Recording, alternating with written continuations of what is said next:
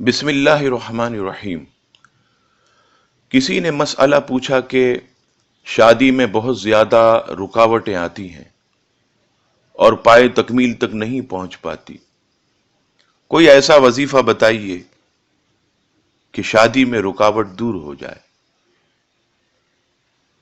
وظیفہ سماعت فرمائیے، اگر شادی میں رکاوٹ ہو تو ہر نماز کے بعد 222 مرتبہ یا اللہ یا لطیف یا رحیم، یا اللہ یا لطیف یا رحیم، یا اللہ یا لطیف یا رحیم، ان کلمات کو پڑھیں۔